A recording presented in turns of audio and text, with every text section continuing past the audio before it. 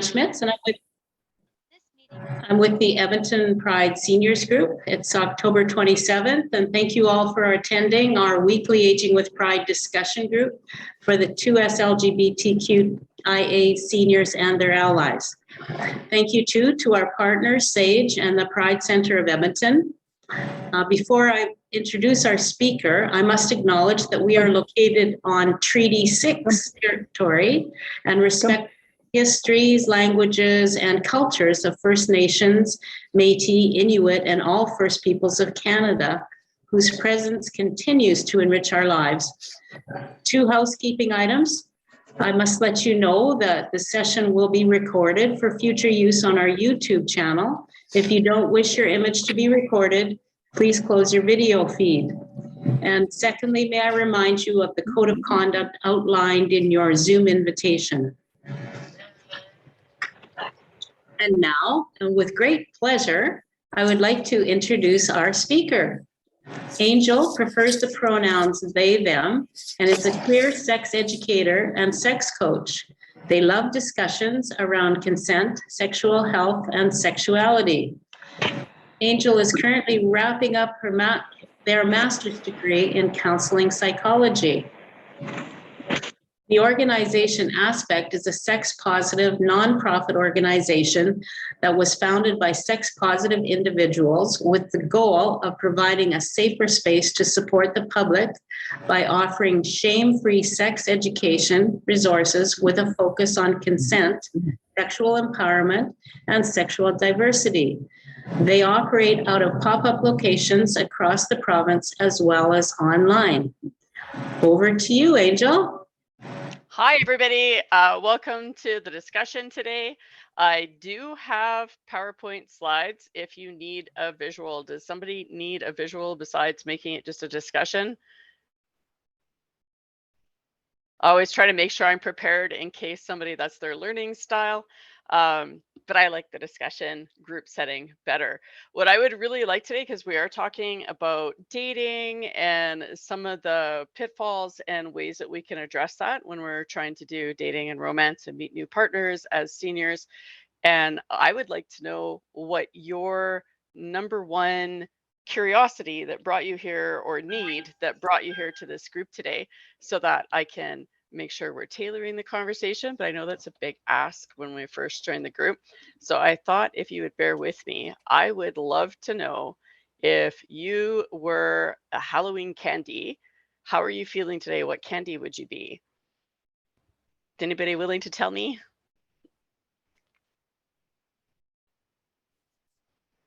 Old memories, the brown candies that were wrapped in orange paper that sort of tasted like cardboard, because I've got a bit of a cold. I think I taste like cardboard this morning.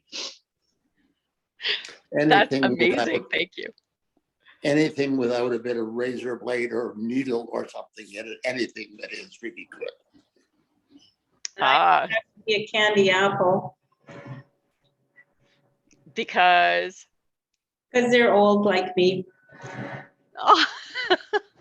But completely sweet on the outside, a little tart if you start to get to know them. Oh, that's clever. Anyone else? I'd be black licorice. Oh, that's my favorite. Yeah, hey. Is there a reason?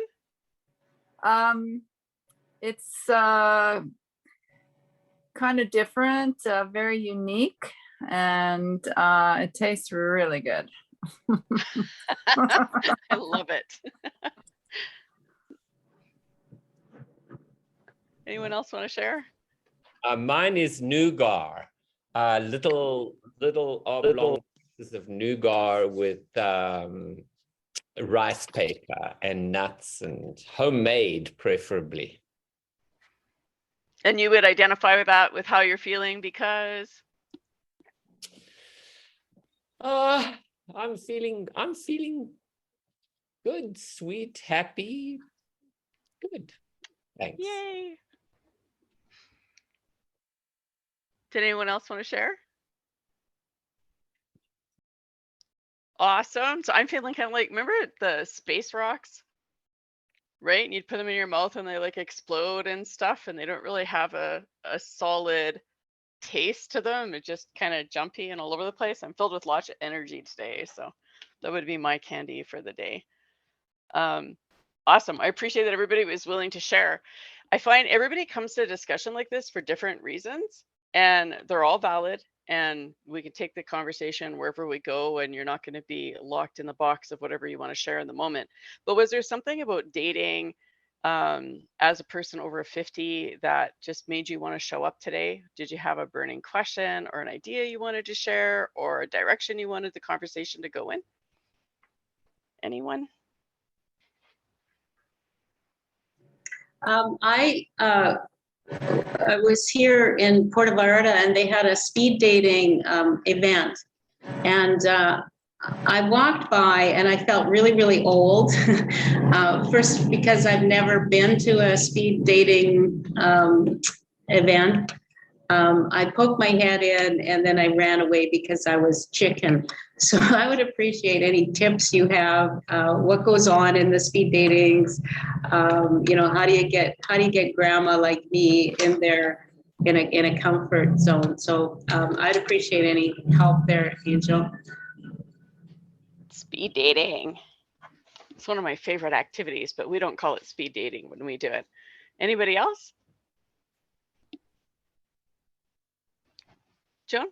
I'm the reason I'm part of this one today is I'm just a big fan of the Aging with Pride sessions. So whatever they put on, I'm in. So, but this sounds really interesting. I didn't come in with a specific thought, but I'm sure I'm going to have some. Amazing. And you can interrupt me at any time to share your thoughts, please. Thank you. Anybody else had any specific things they were hoping to look for today? Hoping to look for, that they were looking for or hoping for today? There's no dyslexia here. Nah, everybody's just here with an open mind and feeling great. That's awesome. When we have conversations like this, often we have to talk about things like insecurities. We have to admit we don't know maybe what some lingo means and those kinds of things. That requires a certain amount of vulnerability. And I like to make sure that I'm honoring the vulnerability that everybody brings to the group. And I'm assuming that you want to honor mine. So I'd kind of like to set some guidelines as to how a conversation like this can go. And I'm sure you all are very familiar with creating safer space. For me, I need to know that if I share personal information, that information is going to stay in the group and won't go. Like, you can tell my stories if you don't attach them to me. Right? But not when you're attaching them to me. Does that sound like something everybody can agree to today? Is there awesome thumbs up and nodding? Certainly. Yay. And how about for yourselves? What can we do as a group, and myself as one of the facilitators, to make you feel safe being vulnerable in this conversation and honor the truths that we're all going to share today? Don't tell my children. I can promise that. And everybody else, I'm sure, is good with that. They're going to know anyway, I'm sure. There's no surprises. So, like, confidentiality, of course, big thing, right? We want to be able to keep everybody's stories in the group. And I think that's very fair. Well, we are being recorded, aren't we? So, I mean, there's a limit there. Mm-hmm. We're not live streaming though, correct, Jen? We are live streaming? No. Okay. So if somebody shares something that they don't want added to the YouTube, it can be taken out, right? Okay. Good. Like, is that acceptable? Okay. That's perfect. Yeah, because we want material that they can use to support the support that's in the group, like to get the word out there and whatnot. But because this is a pretty intimate topic, I just like that people can feel safe. I think even that probably Jen can stop recording midway and then recontinue if needed too, if somebody needs to do something off camera. Is that doable, Jen? I know that's real pain, but is that doable for a conversation like this? I think it's doable, and we also have a really good editor, Bill Lee, and I'm sure he can pull it out. So we have two ways to get rid of it. So does that help for everybody to feel more comfortable participating in a conversation like this? Yeah, I like it. Is there anything else I can do? I just want to sort of throw in that for me, the idea of confidentiality is consent. So if I tell you something confidential, I'm assuming that you're consenting to keep that confidential and, you know, not overshare, that sort of thing. So I've always looked at confidentiality and consent as being two sides of the same coin. Mm-hmm. I agree. I think unfortunately that a lot of people forget that just because they heard something, they can't share it. So I just like to make sure it's out loud, right? That we're, Yeah. but I love the way that you're putting those two together. That's beautiful. Yeah. But we can definitely, if somebody does halfway through say, oh God, I shouldn't have said that, please do let me know. We can make sure that it gets cut out. It's not a problem. You make my heart feel good. Thank you. Okay, and if anything else comes up that you're like, I'd like to talk about this, but I need to know that this is the safety that I'll have in this group, like please do not hesitate to either take your microphone off and talk or send a message directly to myself, or probably Jan would be the better one because I always struggle to figure out where the chat is on this thing. And I know Jan has more familiarity with it. And I just also want to start with, I know that, I mean, I just turned 51 last week, so it was like kind of exciting, but I know that as we get older, quite often we can struggle with the self-esteem issues that come with aging, because that's not how society sells beauty and sexuality and all of those things. And looking out at all you amazing humans, just want you to know you're enough.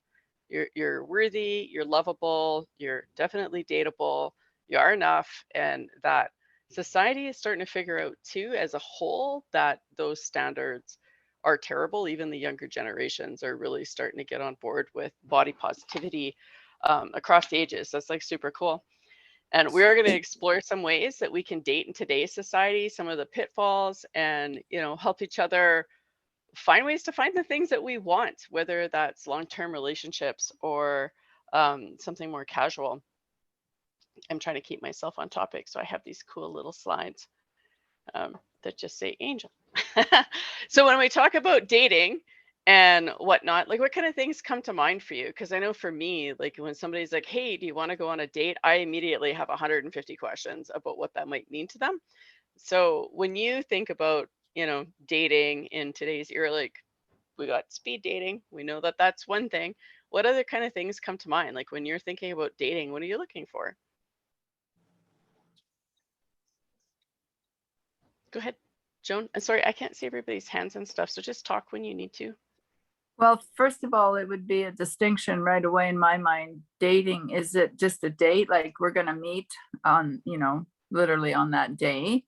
Or is it sort of maybe a possibility of something more than like just a friendly, you know, going with a buddy kind of thing? So I would have to, in my mind, establish that right away, but maybe not, I wouldn't say it. But I would be thinking like that. Is this a friendly outing? Are we looking to build romance? Are they hoping for sex? Like, what is this, right? Right. Okay. And if they were hoping for sex, I would be running. I get that. Yeah. Right. So some people, when they're like, hey, you know, I want to talk about seniors and dating, they're actually talking about how do I meet new sexual partners. Completely valid. Okay.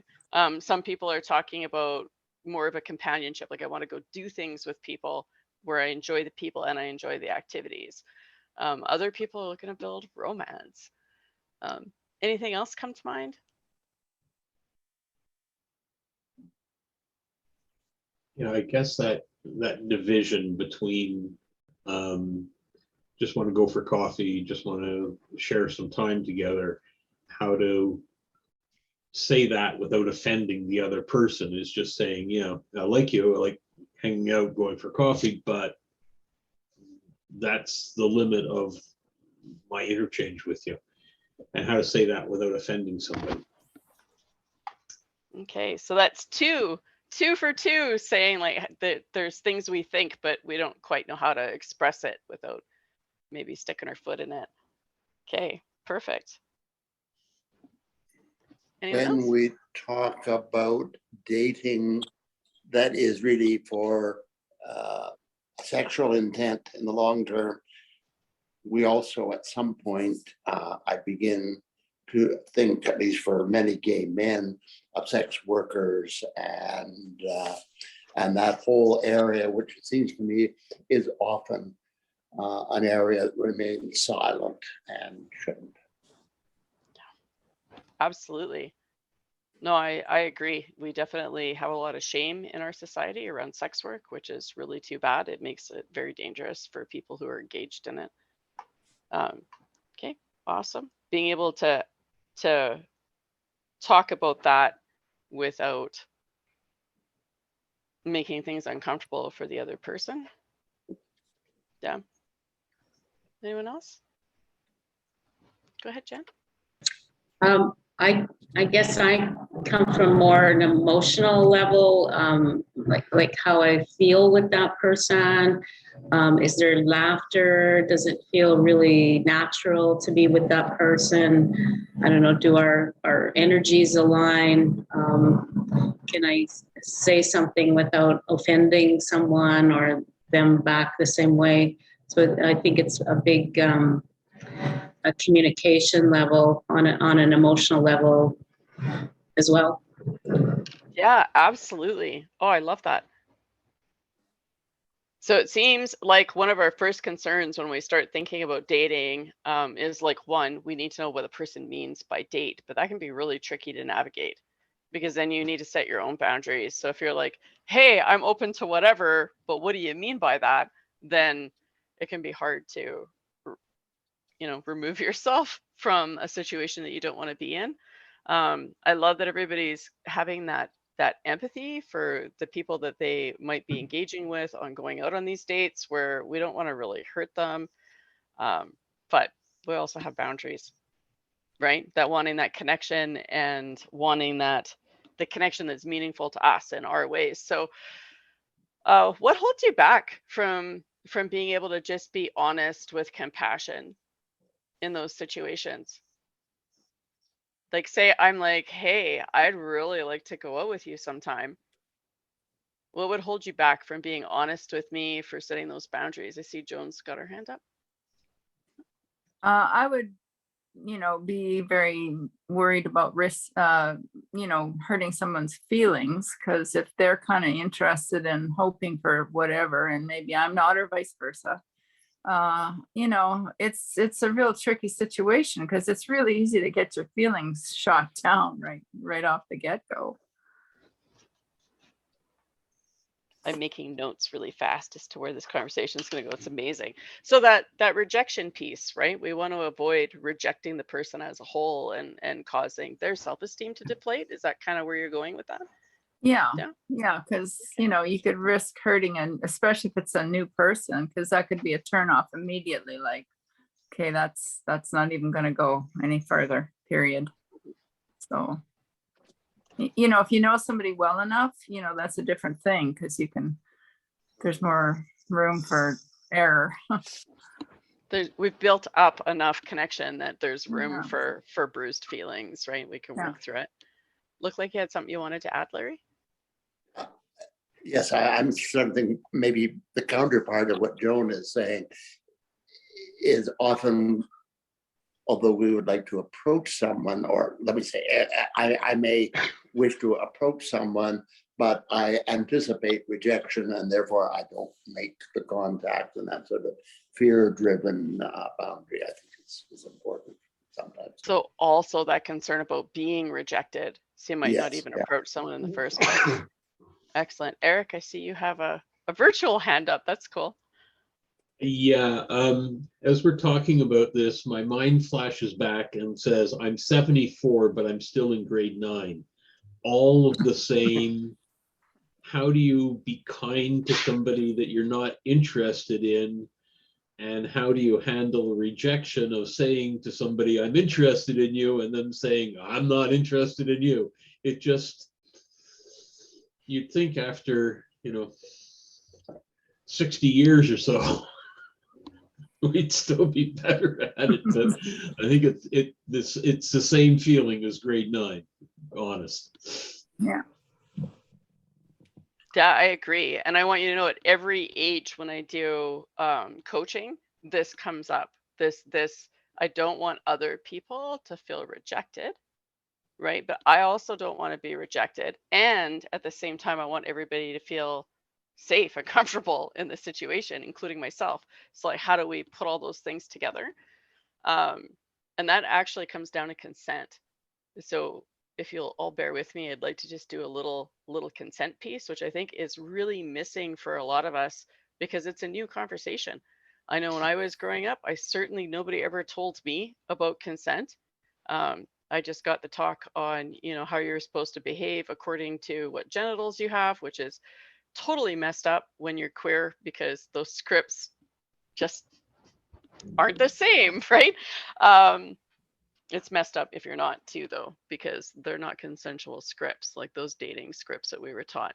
So what I have learned through my education and bringing that into my personal life is that rejection is taught to us as a rejection of ourselves as a valuable human being.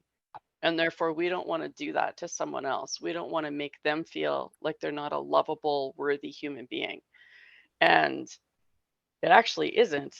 Rejection is more about the person and their own boundaries. So if I'm like, can I pick on you, Jen, seeing how this is mostly your meeting? Yeah. So if I'm like, hey, Jen, you want to go out sometime? And Jen's like, no. Right? No matter how it's said, no, thank you. Sorry, I got to wash my hair that day. Or, Angel, go F yourself. You're disgusting. I want nothing to do with you. That still has nothing to do with me. That's Jan and Jan's boundaries. And reframing things like that and going, if that's about boundaries, and that's Jan going, look, I'm not interested in that. That's not what works for me inside of my boundaries where I'm going to be happy and healthy and safe and whole. I don't want to interact with you that way, Angel. That's not, oh, Angel, you're a terrible human being. That's Jan going, this is what works for me. And that totally reframed things for me in handling rejection because they're not actually rejecting me. They're giving me their truth and where they're at in their own life, in their own body, in their own, eroticness and their own emotional connection. And that's takes a lot of trust to tell somebody that you don't want to interact with them. It means they trusted me not to react badly. So I try to honor that. And on the flip side, if I'm going to feel rejected when somebody tells me no, when I'm asking them for any kind of intimacy, whether that's, a close friend connection or wild sex, if I'm going to be upset when they don't want to do those things with me, I am not being a safe person because that comes across in the way I'm approaching them, and they're not going to feel comfortable telling me no. And if they're not comfortable telling me no, I can't really trust that their yes is authentic. Does that kind of make sense? Like that just turning the whole social script upside down and going, when we approach somebody and we want intimacy, I don't want intimacy at the cost of that person's well-being. So if Jan was like, sure, Angel, I'll go out with you. Let's go do the wild things, and didn't really want to be there, I'm going to be sensing that.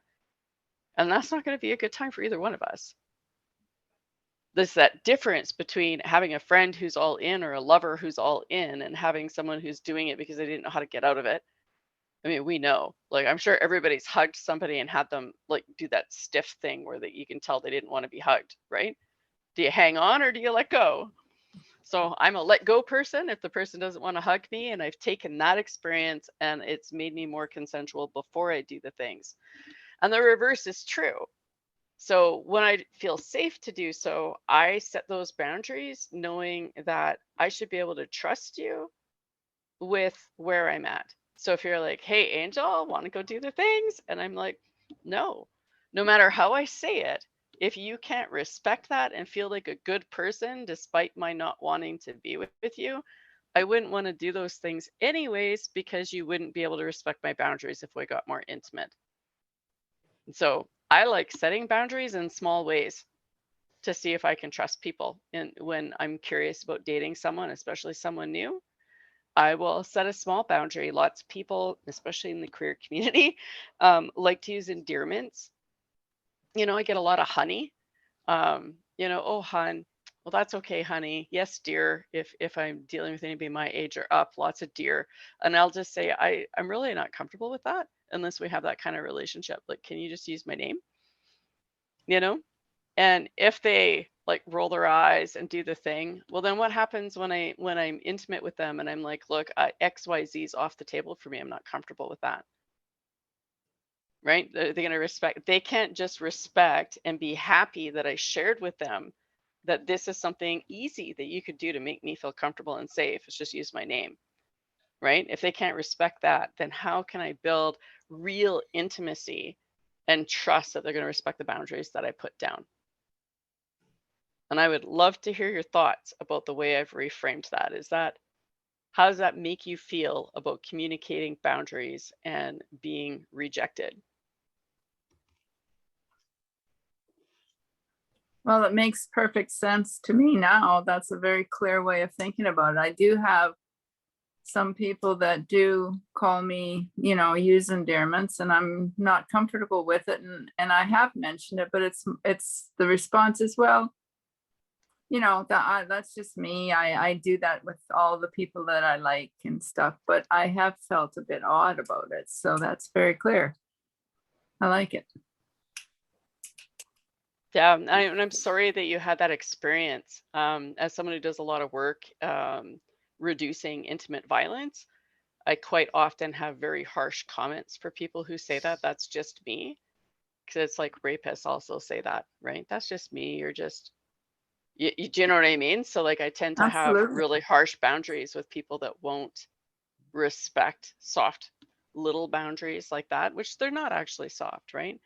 When Right. somebody No, trusts me enough to say, hey, this makes me uncomfortable, it's my job to deal with my discomfort and how it's just me. well, you've made it very clear. It is a big deal. It's not just a little, it's not a big deal. So that's good. I like it. Awesome. And that kind of reframing has helped me to respect soft boundaries that people place with me as well. Yeah. So when someone says, hey, I recognized myself in that story that you told and it made me uncomfortable, even though I removed names or whatever, I respect that. And now I don't do that. Right? It's like, oh, if people recognize themselves, even when I've removed all the identifying details, and I'm using that as a teaching moment, it makes them uncomfortable. I don't just not do it with that person. I don't do that at all. Right? So not because I'm a stellar human being, but I try to practice what I preach. Anyone else have thoughts on that reframing of rejection? And does it help you when you think about approaching someone and hearing a no or having to say a no to someone?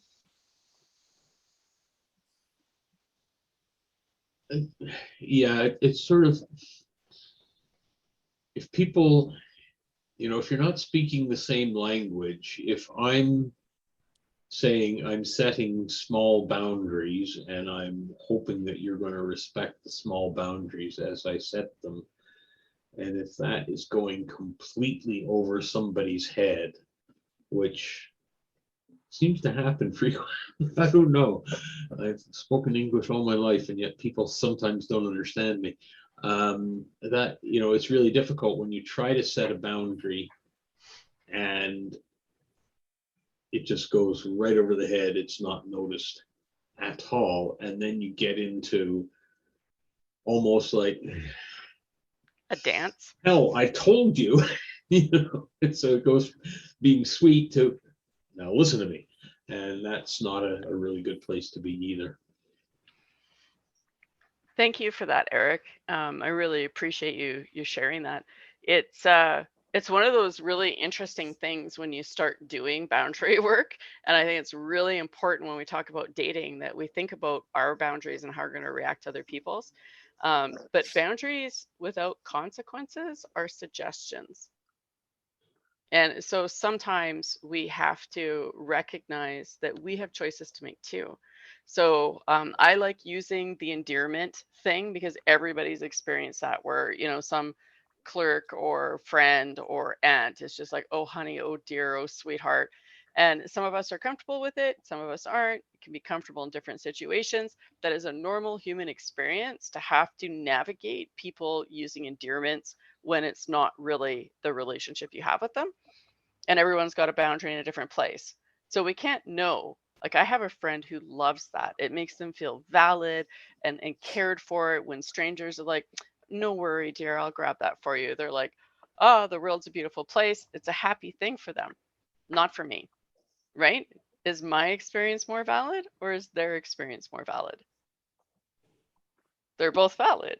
I hope everybody was on the same page. I don't want to trick you, so I'm just going to give you the answer. They're both valid, and it can change over time in context and all that kind of thing. So when I set a boundary like that, like if I was to say, Eric, like, please don't call me dear anymore. Like, it really bothers me. And you're like, whatever, and you just do it again later, I then have a choice. And this applies for every intimate boundary you can ever set with someone. Okay. I then have a choice where I can still maintain this relationship and recognize that you are not able to respect even that small boundary of mine. And I have to be okay with that. Or I can choose not to interact that way. Or I can choose to have that conflict where, and I don't happen to think that conflict is a bad thing. I think conflict for no purpose is a bad thing. But if I value my friendship with you, and I really need you to understand this, I'll say, I understand that for you, using an endearment isn't necessarily a big thing. For me, it is a big thing, and it's breaking trust between us.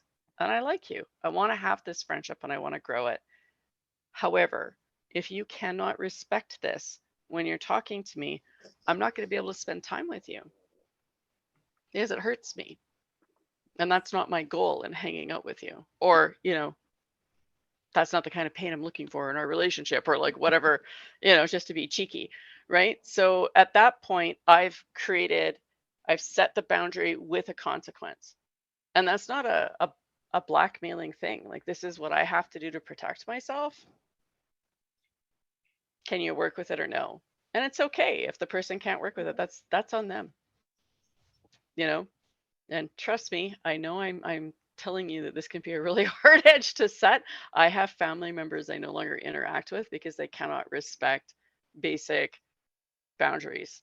And it's like, and only you can decide how much pushing against that you're willing to navigate. Like, whatever is comfortable for you is comfortable for you. You don't have to be as rigid as I am, is what I'm trying to say. But you are allowed to have boundaries. And that's important when we're talking about sex and dating, being able to do that. Are there any other thoughts about that, or do you want me to move on? Where are we? How's everybody doing? Such a serious conversation right off the hop. Go ahead, Jan. As you talk about it as being like verbal conversation, I also can equate that to a person who uses touch as a form of communication, who might touch your arm, or and some people it's really good, it's really comforting, and some people it's not, and I think it's another place to put up a boundary. New word for Jan, to put up a boundary quite quickly and to see how that goes. Thank you for that. That was very enlightening for me. Lovely. I'm happy to hear that. And it can help too. I know I phrase it as putting up a boundary because I'm very comfortable with the idea of boundaries now. That wasn't always the case. I've done a lot of therapy. It can help when you phrase it as I'm giving someone an opportunity to respect my boundaries. Because if you don't tell someone that what they're doing is harming you in some way, they don't even have the opportunity to respect it. And it's the same with asking someone on a date, right? So like, if we're really jiving and I'm like, hey, like, I really want to check out this new restaurant. You want to go with me? And you're thinking we're going as buddies, and I'm thinking we're going on a date. And this is like, I don't know if this is true in the gay community, but it's certainly true in the lesbian community, where you end up on romantic dates that you thought were friend dates and vice versa. Because feminine folk do that kind of thing. They ask each other out on these outings all the time. That having someone say to me, I get the feeling that you're thinking romance and I wasn't, can be hard to hear in the moment. It absolutely can. But in that moment, Like I said, they are trusting me with their truth. And I can either be a jackass about it, and it's okay to have hurt feelings, like absolutely, but like I don't need to make that their problem, right? So I can be like, oh, fine, I wasted my whole night, friend zoned and like all of those mean things. Or even be pouty and be like, oh, this happens to me all the time. Every time I think I've got, and like guilt them, I guess, into having a relationship with me. Or I can look at what they've done there as a gift. They're teaching me something about themselves, and I can respect that, and that builds trust and intimacy. We could end up with like the most amazing friendship, and that's, I don't know. I don't really like the whole friend zone idea because I happen to really value the people I can trust with my time, whether that's sexual or friend based. Yeah. I think Larry is trying to say something. Yeah, and I'm on my telephone and I'm not so used to using Zoom on my phone. Can you actually hear me? Yes. Yes, Okay, yes. great. So thank you. And I was in the car, so I wasn't able to participate before now. But so thank you very much, Angel, for laying things out the way you have. Just reflecting on this notion of setting boundaries.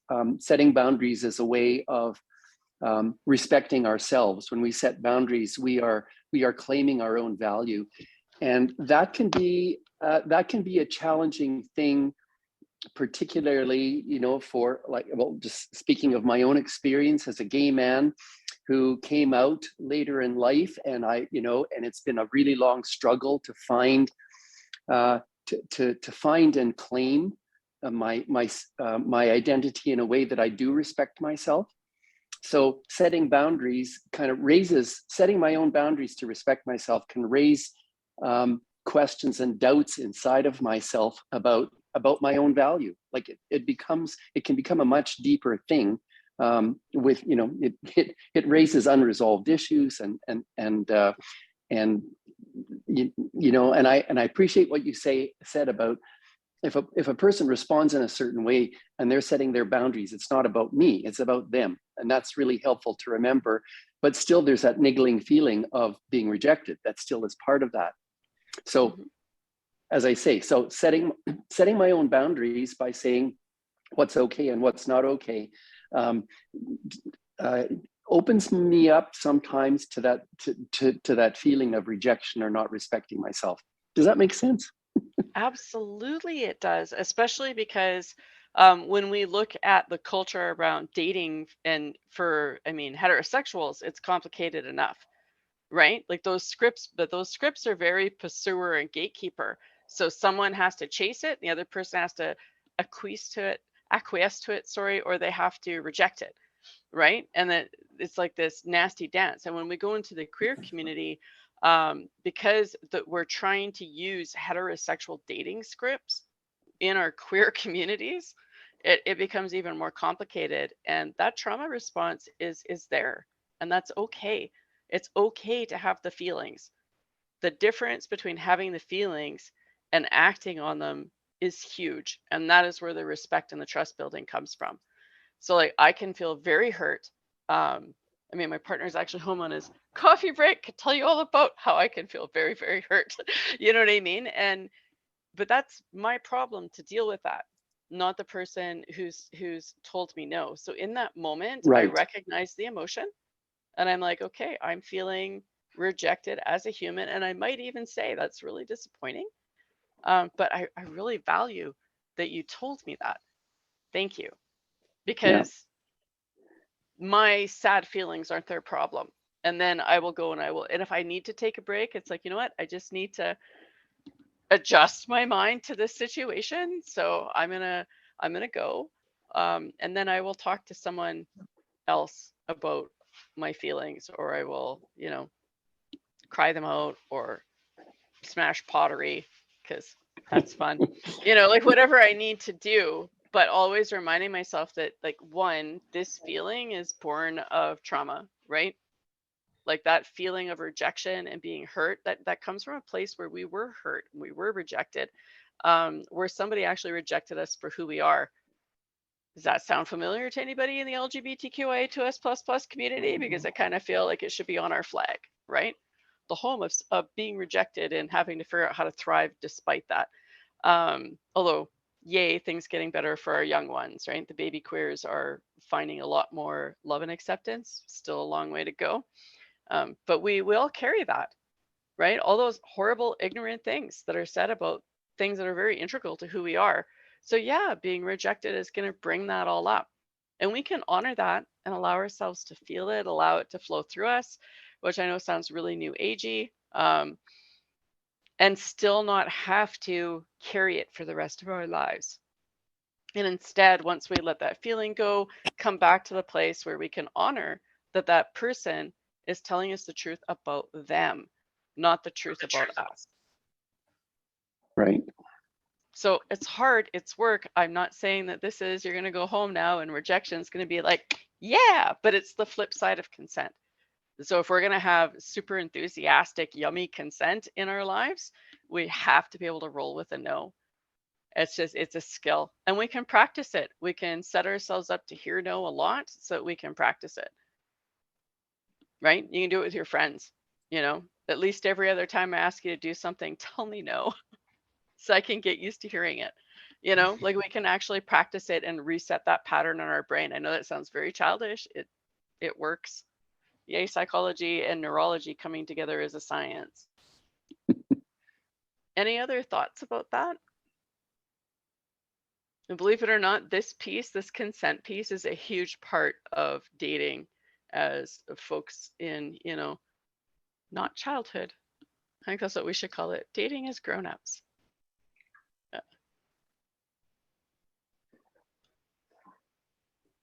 If anything else comes up for folks and you want to bring it up later, like please don't hesitate, okay? So yeah, I'm on the common barriers for reaching out and dating as seniors is like, how do we navigate this without hurting other people? Quite often, what I'm finding, at least as I get older, is that my community is smaller. Right? Like my dating pool is smaller. Like, let's admit it, right? Like it's smaller. There's less of us. And a lot less people who are going out into situations where you can even meet them in the first place. And a lot less, my standards are higher. Do you find that too? Like your standards are higher? Like I am less willing to put up with crap to get a few needs met. I'm a lot more independent. I know I can look after my own physical needs. So while it would be nice to have a partner to do that with, I am not willing to put up with all the crap that I put up with when I was 20 and 30 and 40. And I imagine, 9 years from now, I'm going to be saying, and when I was 50, right? Like this is my idea of what I'm willing to put up with has shifted dramatically, which also shrinks my dating pool. Right? Because people tend, if they're a-holes, they tend to show you that pretty quickly. Like, so it's like, well, I don't really want to be in any kind of relationship with you. So here we go. And that can create that same fear of rejection. I don't want to hurt my friendships in my community that I've worked so hard to create for myself. And we're a small group. And I know in the queer community, it doesn't matter where you go, right? You're always running into your exes and stuff. So we want to make sure that we're able to navigate those relationships as they wax and wane with some sort of dignity and honor for the other person, because we know we're going to have to see them next week. Right? So like there's all these things that come into play, I think, for us as, and I hope everybody's okay. I use the word queer for myself, so I'm using it with liberation. If it's bothering you, please let me know. I will shift my language. I see Eric's got a hand up. You're muted. Yeah, sorry, I didn't mean to interrupt you, but no, it's okay. The whole thing about being logical and respectful and so on.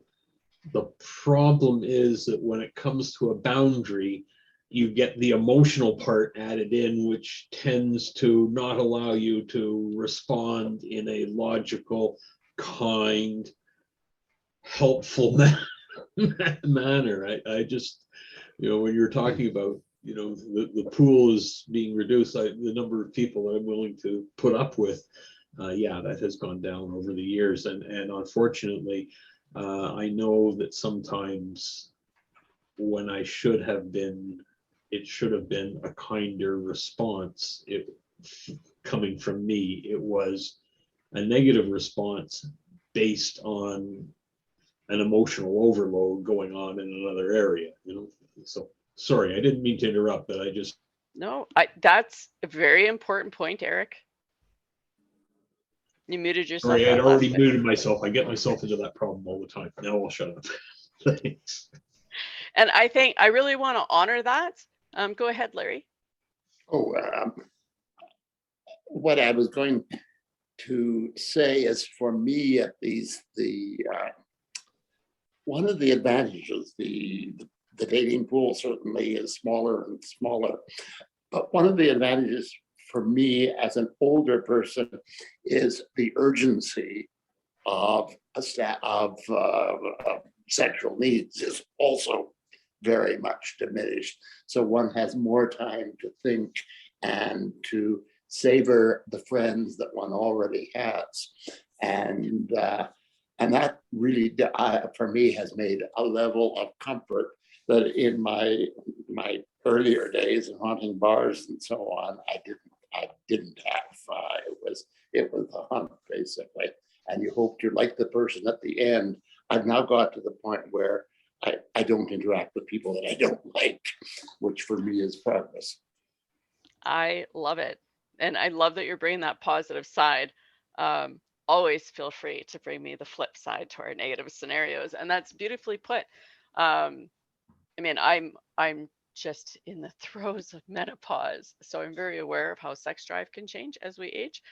And you're right, like it's really helped me to reevaluate the way I connect with people, because that urgency isn't right here all the time, right? Like it's not.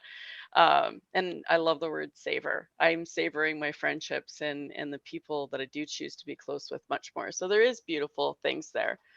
And to really honor that vulnerability, that in like, yeah, our responses when we're emotional aren't the best, but we can practice that. And so recognizing that the way we responded isn't the best and we screwed up, one, I try to have compassion for myself when I'm looking backwards, but not so much I'm not learning from it. Does that make sense? I want so much self-compassion. I'm like, oh, well, I was young. I want to be like, I didn't know then what I knew now.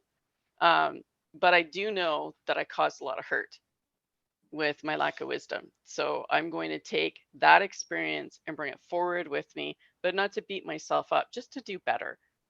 Right. And it's okay if you're emotional to be like, hey, I'm sorry, said some things because I was upset. I would like a do-over because I really want us to be able to be okay with each other moving forward, even if we're not in a relationship. It's totally okay to do that and own that. So I think that communication piece is really missing sometimes in the queer community, and that we almost need like, welcome to the queer community. Here's your breakup primer. You know what I mean? How to break up and still be in the same community would be a good one. But yeah, I tend to tailor make my friend groups based on what feels good for all of us and make it as mutual as possible. And that does make me have a much higher communication level when it comes to solving problems, because those people are very important to me. Does that make sense? So the hiring standards, and then health, ability, finances, of course, also change. I have no magic to make us young again. I don't know if I'd go back to it anyways. You know, like a little less chronic pain would be nice, but I found it was easier to make peace with my body and its human limitations. Every year that I get older, I just find it easier to be okay with those changes. I don't know if that's therapy or the people I'm surrounded by that are just so body positive and it's rubbing off on me. I don't know, but I will take it. Those are the barriers, though, and all of them have a flip side. So I love that Larry was bringing that flip side, because yeah, we've got the experience too. You know, we have the ability to really savor. And the other thing I've noticed is that most of us have hit a spot by the time we're, hitting 50s and 60s where shame takes a back seat. all that shame that we were taught to have around our sexuality, around the things that we enjoy when it comes to sex, around intimacy or not wanting sex, like all of those things just aren't as prominent as they were when we were younger. I see lots of nodding. And if not, I can recommend a really good therapist to help with that. Like, because, that's important work, right? We're less susceptible to pressure.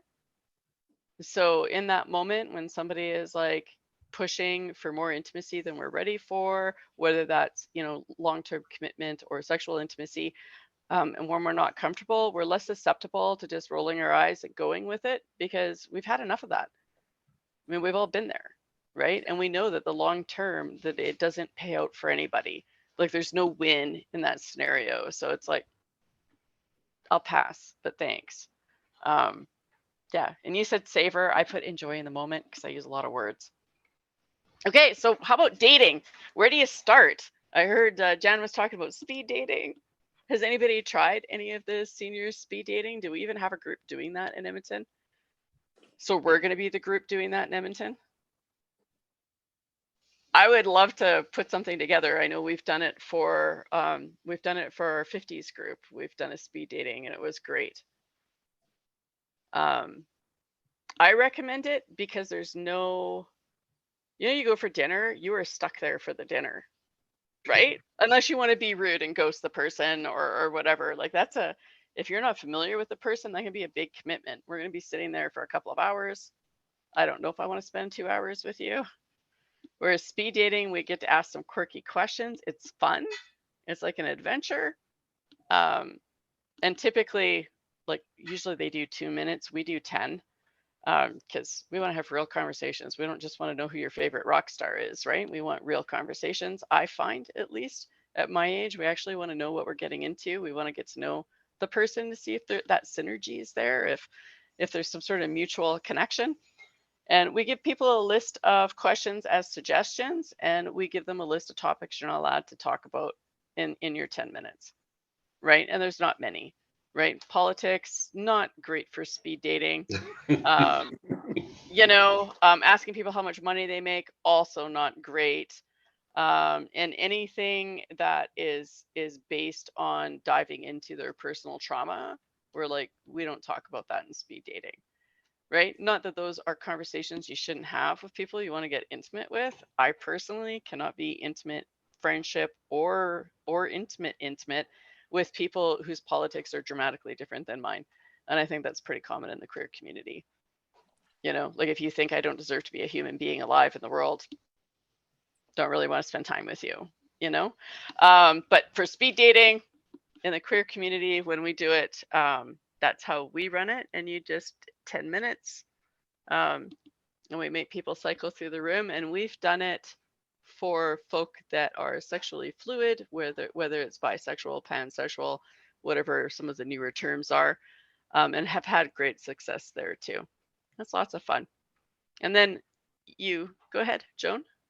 Well, just back to the politics thing, that's a tricky one because it's such an important one. And I kind of like to know about those things. I don't know. I know it's not polite to, talk politics in groups, but I kind of just like to get it out in the open. It's almost like it's admitting you're, queer. It's like. Right. Our dating things are only for the LGBTQ community, or sometimes we'll do them for the swingers or the BDSM community.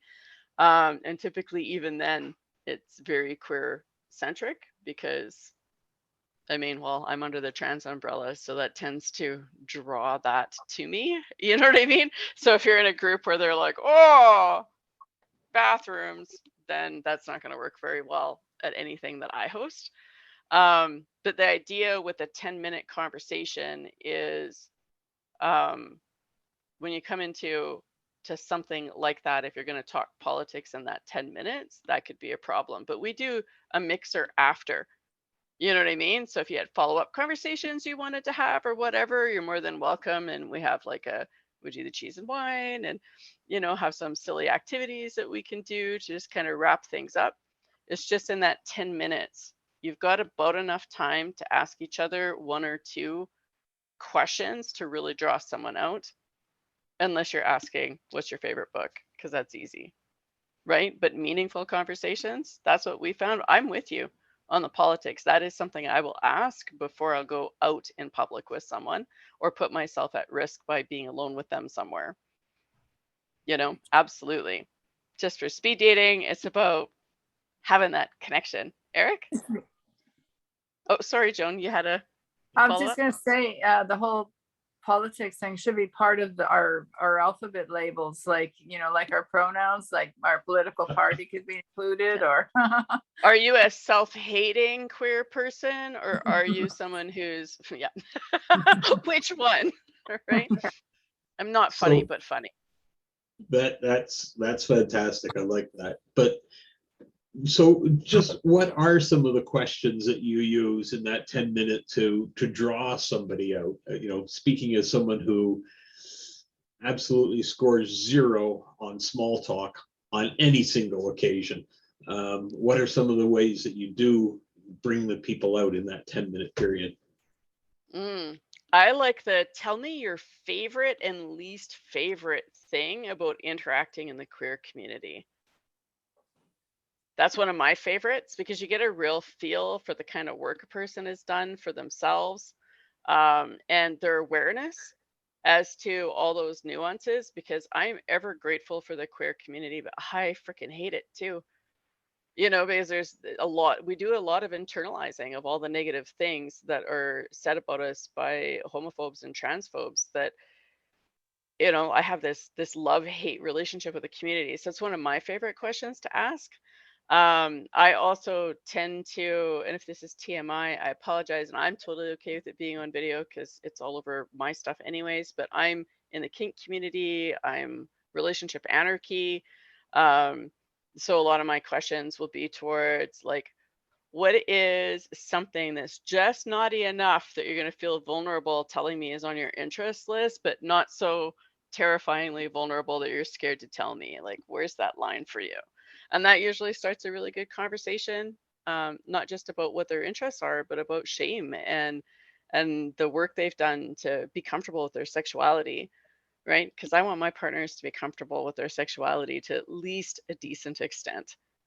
You know, I don't want to be doing therapy in the bedroom, right?